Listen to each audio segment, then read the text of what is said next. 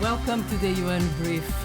Today we interviewed Matthew Baldwin from the European Commission. He is the Deputy Director-General for the Department of Mobility and Transportation. We spoke about COP26 and the upcoming call for expressions of interest for the 350 million euros that will be available through Horizon Europe, the European Union funding mechanism for research and innovation that will be targeting cities to help 100 cities become climate neutral by 2030. Thank you for watching the UN Brief and don't forget to subscribe.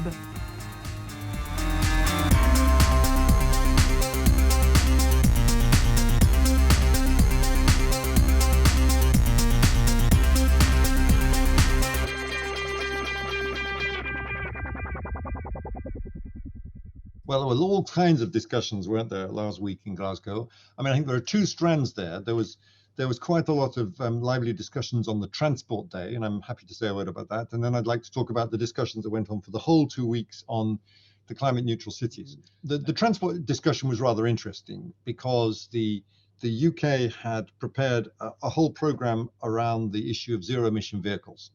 And there was an ambitious declaration on zero emission vehicles, which was signed up to by a number of major countries and major players, not by all, but by a number of them. The European Union are very supportive, of course, of the electrification of the vehicle stock and moving across. And I mean, we are supporting it in a number of different ways, including by rolling out an alternative fuels infrastructure worthy of the name to make sure that people can get past the range anxiety and so on. But, and this is an important point, and I flagged it in the plenary, we think that electric vehicles are a necessary but a long way from sufficient step if we're talking really about making our mobility truly sustainable. And there were a number of people who felt that the declaration didn't make reference at a certain stage to things like trains and public transport and active mobility. It seemed a little bit of a contentious point, right? that wasn't figuring as prominently as it could. It didn't figure at all at one stage, and I'm glad that at the end of the day, and I'm proud that, on behalf of the European Union, to have spoken up in this spirit, that again, while we support the ZEV declaration, we wanted to see some language about the other modes. It's a bit short, the other language, but it does refer in the end, I think, to public transport and active mobility.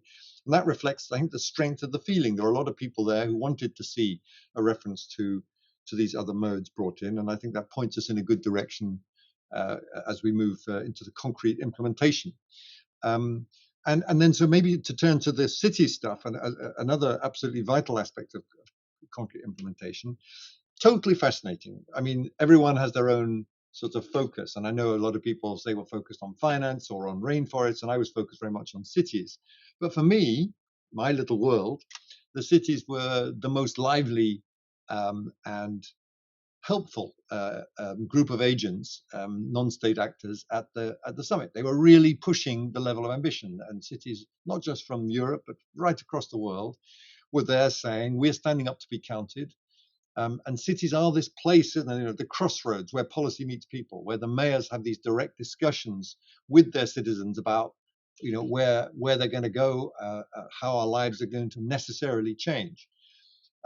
And I went away thinking that it's quite strange in a way that we're taking these decisions at the global level in the UNFCCC, and they're taken at the nation state level, but a lot of the implementation is going to be for others, whether in the private sector in relation to ZEVs, or by cities in respect of actually concrete things to mitigate and adapt to climate change. So I'm pushing from the European Union this very ambitious project to have 100 climate neutral cities by 2030. I was very encouraged by the discussions I had there with different European cities, such as, just to pick out one, because we had a public discussion, such as Mannheim, which is, it's a medium-sized, heavily industrial city. And they have decided they can go climate neutral, and they want to go climate neutral for all the co-benefits that will bring them in terms of congestion and air quality and noise and lower energy bills. So it's very refreshing to me to have not very typical cities coming forward. Marseille is another one, very, very keen to push on this. And I spent a lot of the week talking to mayors from right across Europe about their different levels of ambition.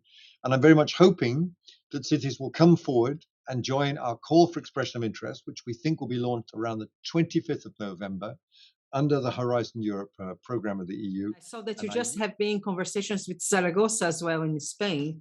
yeah, that was a fantastic meeting. I had with them there visiting Brussels, and they explained to me, I think, very, very clearly, not just their ambition, but how they're going to do this, and very precise ideas about how much CO2 they're going to save by each different sets of action, how many trees they're going to plant. It was a wonderful conversation, and they're really getting ready to apply to the mission, which is very exciting. What else do you take away from these 2 weeks of conversations and negotiations?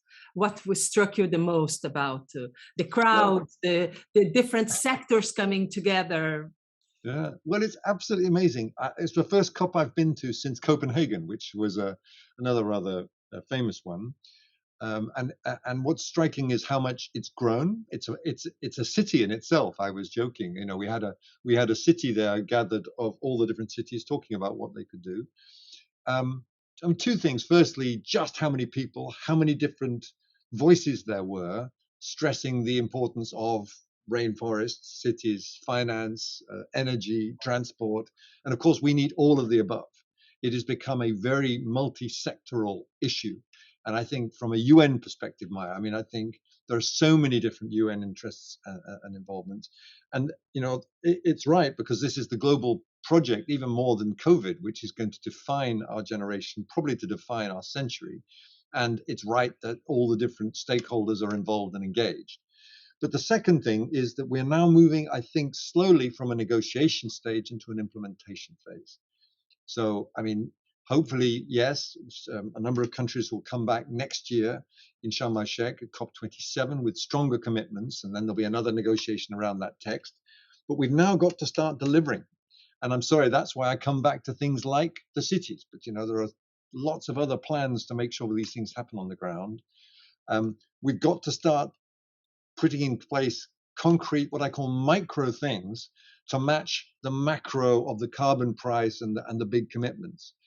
That's the message I take from this, that we've got to make it work on the ground now. And the time is now. We're really running out of time. Financing, do you find it that at the city level, perhaps easier to get the private sector involved? I mean, this is very much, I mean, again, talking to finance people, there's a lot of money out there looking for places to land.